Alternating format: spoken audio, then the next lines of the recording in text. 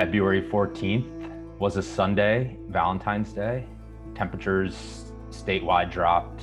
Some snow fell across most of Texas. Incredible. 221 miles west to east of pure, mainly moderate to heavy snow.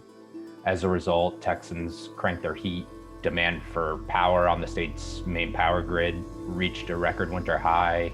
Millions of Texans ended up being without power for days. Nearly 15 million people had water issues, and the state's economy was essentially shut down for a whole week. 700 people died, according to a BuzzFeed News analysis. Some energy experts have called it the largest electricity disaster in modern American history. It was devastating. Natural gas failed substantially during the winter storm. Oil and gas regulators in Texas and prominent trade groups immediately launched a PR campaign after the winter storm.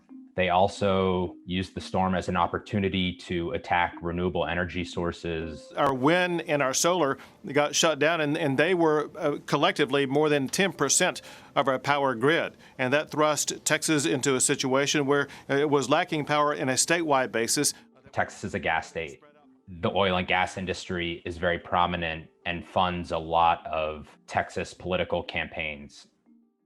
Lawmakers immediately proposed initiatives like weatherization standards, reforming the governance structure of the grid operator and the Public Utility Commission.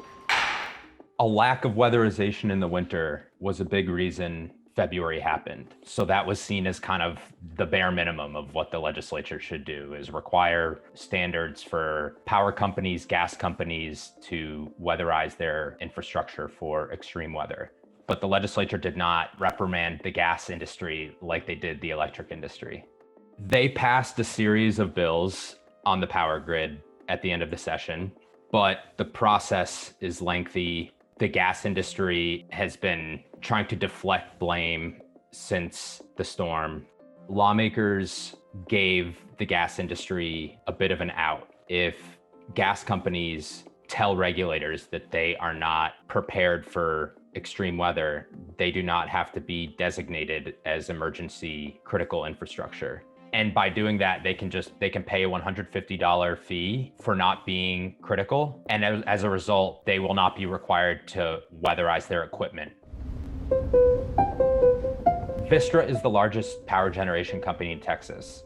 The company has 19 power plants throughout the state, which accounts for about 18% of the power generated in the ERCOT market, enough to power 9 million Texas homes. Vistra said that they had already started weatherizing in the spring. They said they spent $50 million on weatherizing their equipment this year, and they plan to spend another $30 million.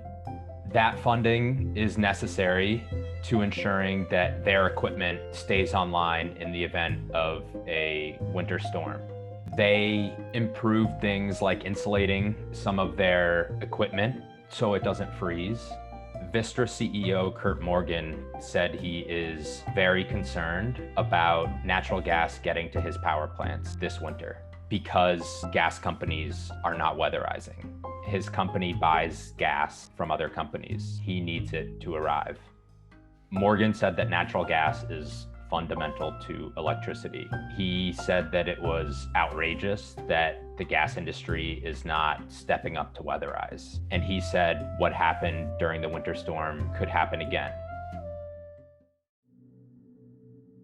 After the winter storm, lawmakers were presented a huge opportunity to address the state's electricity system. They took a light-handed approach towards the gas industry, even though gas failed more than any other energy source during the winter storm. Heading into this winter, 9 months after last year's storm, the grid is still vulnerable to disaster.